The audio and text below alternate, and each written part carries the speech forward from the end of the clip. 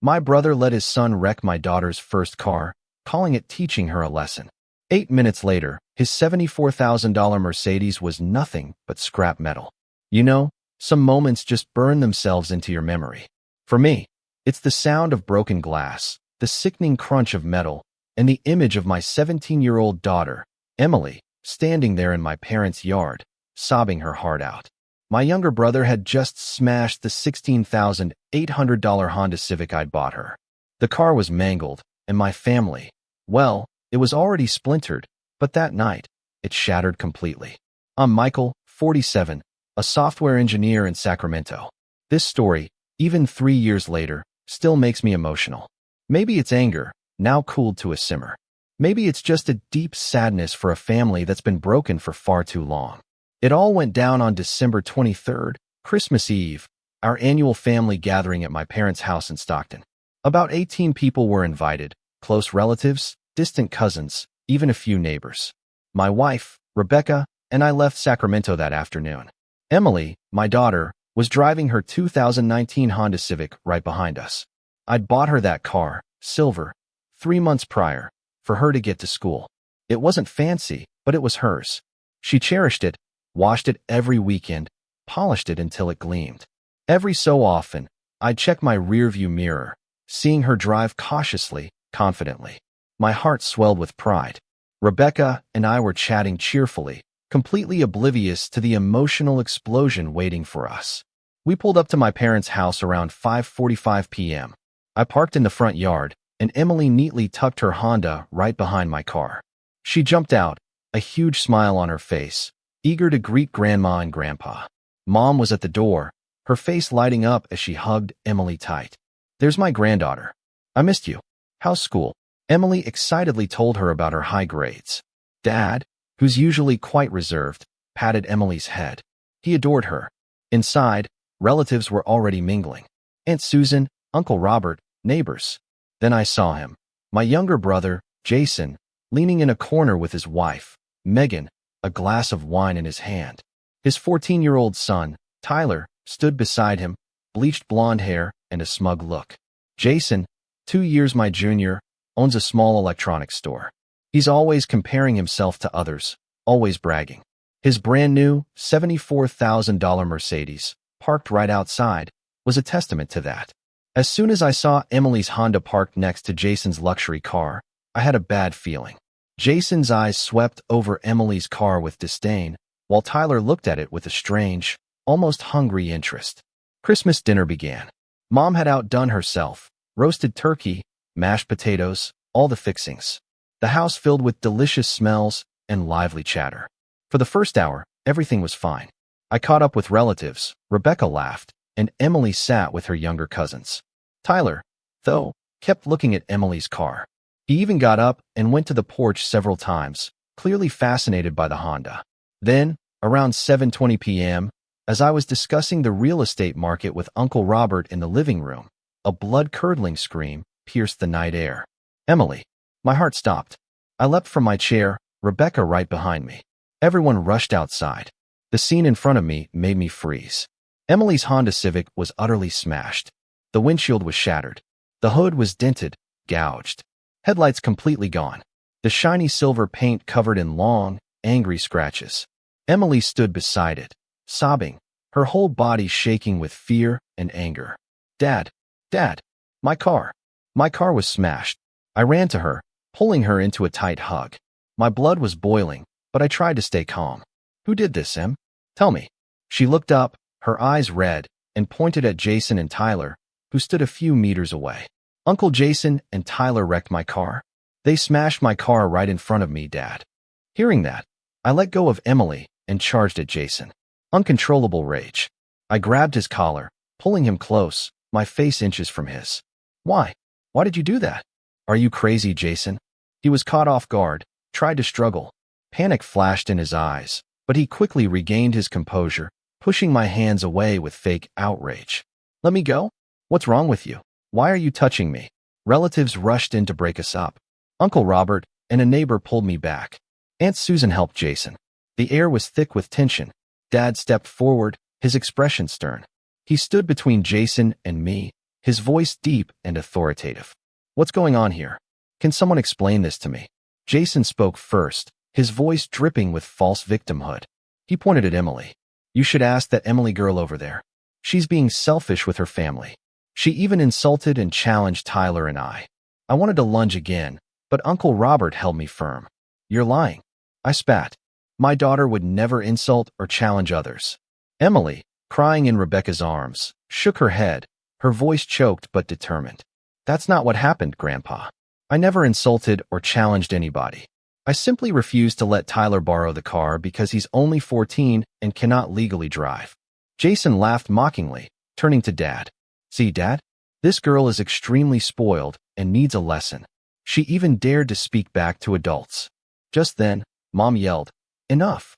Everyone fell silent, turning to her. Mom is small, gentle, rarely raises her voice, but when she does, everyone listens. She turned to Dad, her voice calm but firm. Thomas, check the camera. Determine who is telling the truth and who is lying. Jason's face went bright red. Camera? Which camera? Didn't you say the camera had broken? Mom's eyes were cold. She nodded slowly. That's correct. It was broken, but I had it repaired a week ago. Jason stammered, his voice trembling. Why? Why haven't you told me? Mom crossed her arms, raising an eyebrow. Why should I tell you? Do you want to control me? Or do you want me to tell you the color of my poop every time I use the restroom? A ripple of laughter went through the guests, a few people trying to cover their mouths. Jason stood there, pale as a ghost, speechless. Dad didn't say another word. He just opened the camera app on his phone and displayed the security footage. Everyone fell silent, eyes glued to the screen. My own heart was pounding. The video started. The image, clear under the porch light. Jason standing in front of Emily's Honda. Tyler walking around it, touching handles, rearview mirrors. The kid even opened the door and sat in the driver's seat, hands gripping the wheel, excited. Then Emily approached, polite but firm. Tyler, get out of the car. I don't like people sitting in my car without permission. Tyler ignored her. He demanded the keys. I'd like to drive around the block. Emily shook her head. No way. You're only 14. You don't have a license. By law, you are not permitted to drive. That's when Jason walked in. He gave Emily an annoyed look. Emily, let Tyler borrow it. He knows how to drive. He will drive around the neighborhood. Nothing dangerous. Emily stood firm. She looked Jason directly in the eye. No, Uncle Jason. Tyler is not yet of legal driving age. I cannot lend it to him. I apologize, but the answer is still no. Jason took a step closer, his eyes cold and threatening. His voice dropped, menacing. Emily, I'm telling you one last time. Give Tyler the keys. If you don't blame me. Emily took a step back, but remained calm. She raised her head, her voice clear. Are you threatening me? No means no. Whatever you say, I will not change my mind. Jason lunged at her. Emily was faster, running around the corner to get away. Jason yelled in rage. You dare to run? Fine. He looked around, his gaze falling on a large rock by the flower bed. He bent down, picked it up, and approached the car with a terrifying expression. He raised the rock high. Then he smashed it hard against the windshield. The sound of breaking glass echoed sharply. Tyler jumped in, yelling ecstatically, Smash it, Dad. Show her who is the boss. The kid grabbed another rock, smashing it into the car body, scratching the paint with twisted pleasure. Jason and Tyler, a father and son duo, worked together to destroy Emily's car while she stood in the corner of the yard, crying and screaming in despair. Stop it. Please stop. The video ended just as we were all arriving. The atmosphere was oppressively quiet. Everyone was shocked. Jason and Tyler stood motionless, pale as wax figures. Megan, Jason's wife, stood beside him, panicked, not daring to meet anyone's eyes.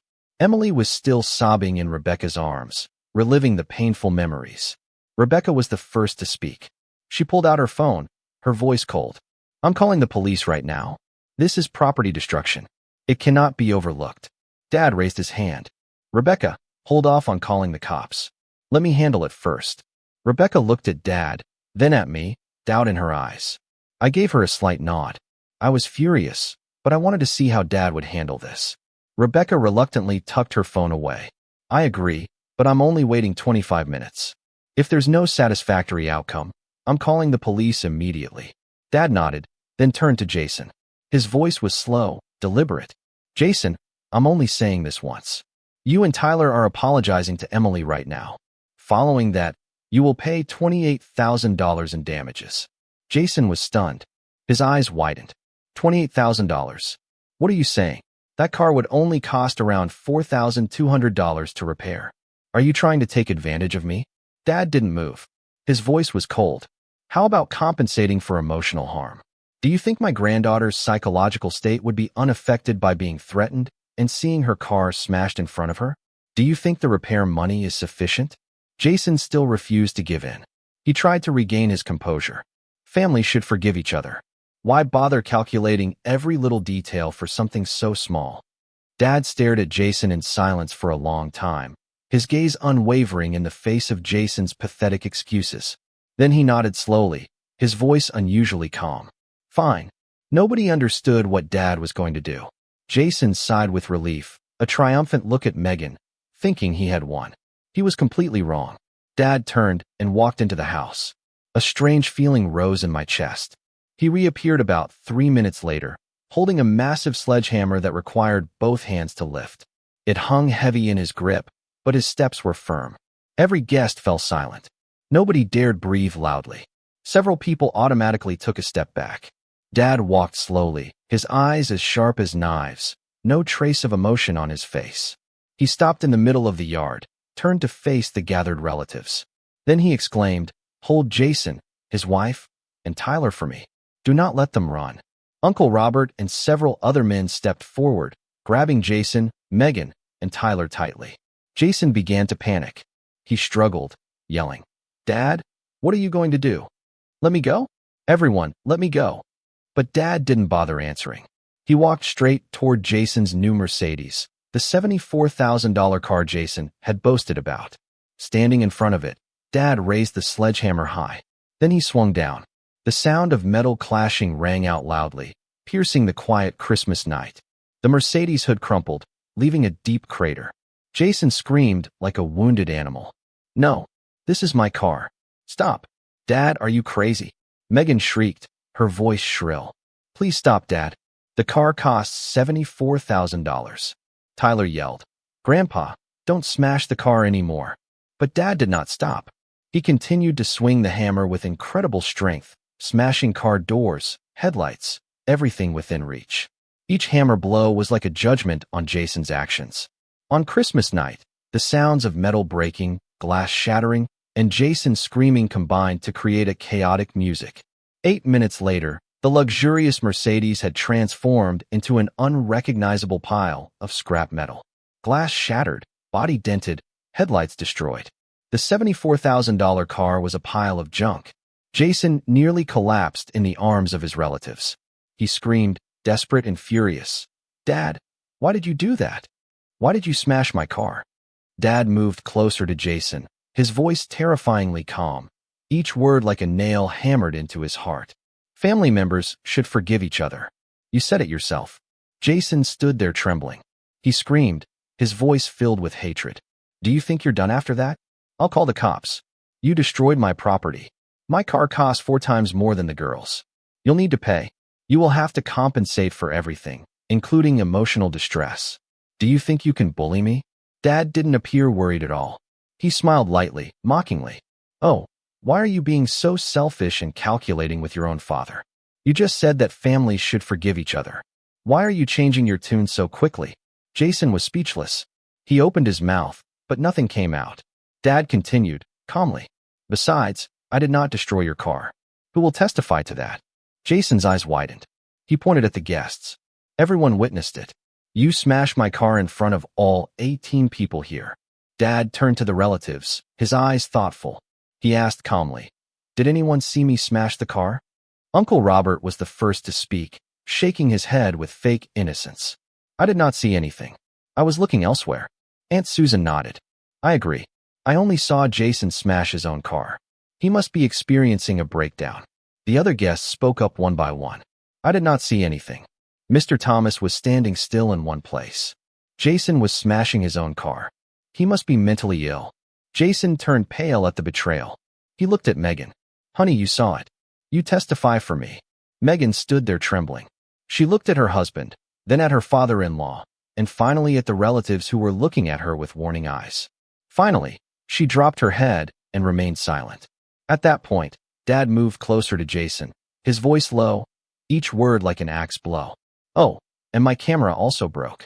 What a coincidence." Jason stood motionless, his face pale as paper. He knew he had lost everything. After things had settled down, Dad approached Emily. He placed his hand on her shoulder. "Emily, I'm sorry. I should have protected you better." Emily looked up at Grandpa. She shook her head. "It's not your fault, Grandpa. Thank you for standing up for me." Dad smiled. "I'm going to buy you another car. $22,000. You can choose whatever car you want. We'll sell that old car to a used car lot for whatever price we can get." "Deal." Emily's eyes widened. She looked at Grandpa, then at me. I nodded. Emily hugged Grandpa tightly, her voice choked with joy. "Thanks, Grandpa. Thank you very much. I'll take very good care of it." Dad patted her head, his eyes gentle but filled with sadness. Jason witnessed the scene from a few meters away. He stammered, "Dad, how about my car? You're buying her a car while not compensating me for mine." Dad turned to look at Jason, his voice harsh, devoid of sympathy. "Fix it yourself." Jason couldn't believe it. "Dad, you are playing favorites. You're giving your granddaughter $22,000 while telling me to fix my own car." Dad moved closer to Jason, standing face to face. He asked, "Playing favorites? Emily is my granddaughter, so giving her money is the appropriate thing to do. As for you, you're just an outsider who happens to share my DNA." Jason stepped back as if someone had punched him. His face lost all color. Dad continued, his voice cold. "Jason, the moment you lied and refused to apologize or compensate, you stopped being my son. You ended our father-son relationship with your own hands." The atmosphere was oppressively silent. No one dared to say anything. Jason stood there trembling, his eyes red from rage and humiliation. He took a deep breath, regained his composure, and gritted his teeth at Dad, his voice filled with threats. "Okay, assuming that's what you want. Okay, I'll sue you for property destruction. My car was worth $74,000, 4 times more than the girl's. You will have to compensate for everything, including emotional distress. Do you think you can bully me?" After Jason's words, Dad looked at him and burst out laughing mockingly. "Why are you being so selfish and calculating with your own father? You just said that families should forgive each other. Why would you want to sue me now?" Jason gritted his teeth. "This is different. You destroyed my property. I have the right to be compensated." Dad nodded slowly, his voice calm, as if talking about the weather. "Yes, go ahead and sue, but keep in mind that I also have the video of you and Tyler smashing Emily's car. Do you want me to share it on social media?" Jason turned pale. "You wouldn't dare." Dad immediately cut him off. His voice was cold as ice. "Your customers will be pleased to see you threatening a 16-year-old child and smashing her car simply because she refused to let your son borrow it. Your customers will be very impressed." Jason stood there as if struck by lightning. His face was white, his hands trembled. He knew if the video went viral, his reputation would be ruined.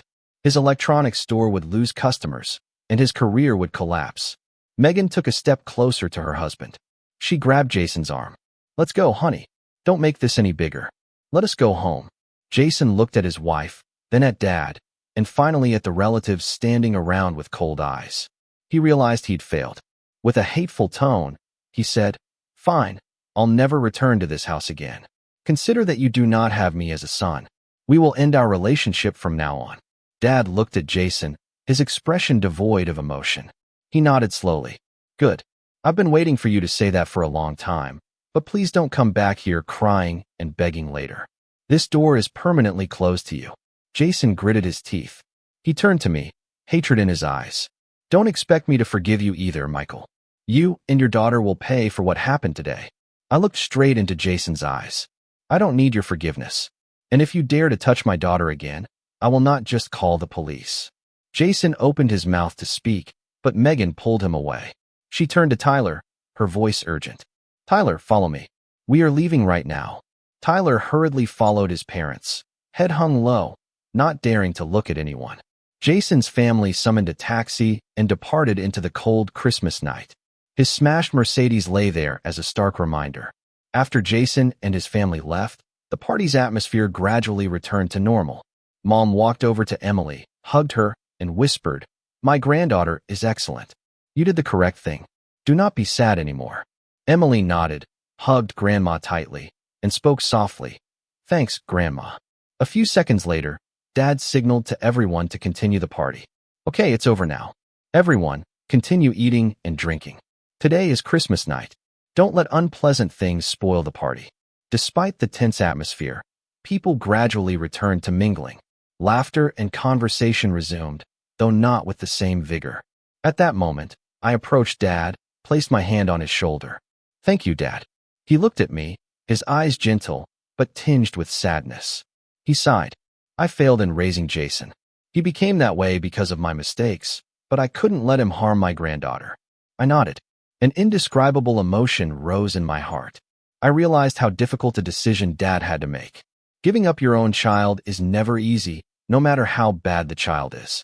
For days after the Christmas party, Dad drove a dark blue 2023 Honda Civic to my Sacramento home. Emily was doing her homework in the living room when the doorbell rang. She dashed to open it and froze when she saw Grandpa standing there with car keys. Dad smiled. "Here's your new car. I promised, didn't I? Go take a look." Emily screamed with joy. She dashed to the yard, gazing at the new car with wide eyes. She turned back to hug Grandpa tightly, her voice choked with emotion. "Thank you, Grandfather. Thank you very much. I'll take very good care of it." Dad patted her head. "I know you will. You are a good kid. I am proud of you."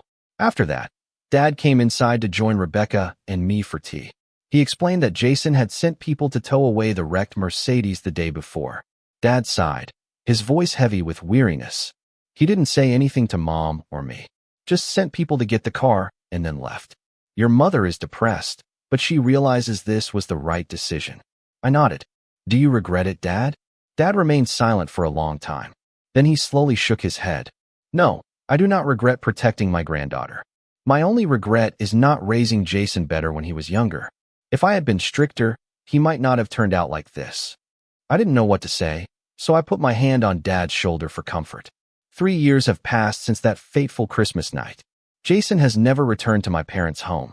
He kept his promise, or perhaps it was a threat, that he would never return here again. Tyler, now 16, also doesn't visit his grandparents. In fact, when Mom accidentally ran into Tyler at the supermarket a few months ago, she approached him to say hello. But the kid simply looked at her with cold eyes and said contemptuously, "You're not my grandmother. Do not claim to be." Mom stood there as if slapped. Tyler turned his back and walked away. Mom watched in silence, her eyes red, but she didn't shed a single tear. When she told me about it, her voice was calm, but I could feel the deep pain in her heart. She sighed. "I don't blame him. He is still a child, being raised in this manner by his parents. What does he know? I feel bad for him." I didn't know how to comfort Mom. I could only say, "Do not be sad, Mom. You still have Emily and me." Mom nodded and smiled, but I could tell she was hiding a pain that couldn't be healed. Looking back, I've learned 5 important lessons from this tragedy. First, teach children to say no and respect their boundaries. Never allow family or societal pressure to force you or your children to act inappropriately. Second, excessive spoiling produces spoiled children. Teach them they can't have everything they want, and that being told no is a normal part of life. Third, never use the word family as an excuse to bully others. A true family isn't one where people can hurt each other without repercussions. Family love must be founded on mutual respect. Fourth, actions speak louder than words. Sometimes you have to make difficult decisions to protect the people you care about. The final lesson is that the consequences of bad actions will follow you. You cannot turn back time, so think carefully before acting. My family's current situation is relatively peaceful. Emily is 19, preparing for college. She still drives the Honda Civic Grandpa gave her, and every time she mentions it, she remembers him with gratitude. My parents still live in Stockton, healthy, though I can see sadness in their eyes when someone accidentally mentions Jason. Jason is still in Modesto, running his electronics store. We no longer communicate and are unlikely to do so. Despite the fact that many people supported us, some continued to criticize my family. They claimed Emily was too selfish, which caused the family drama. They said my father played favorites with Emily. My story ends here. Before I finish, I'd like to ask you a question. What would you do if you saw your brother smashing your child's car? Please share your thoughts in the comments section below.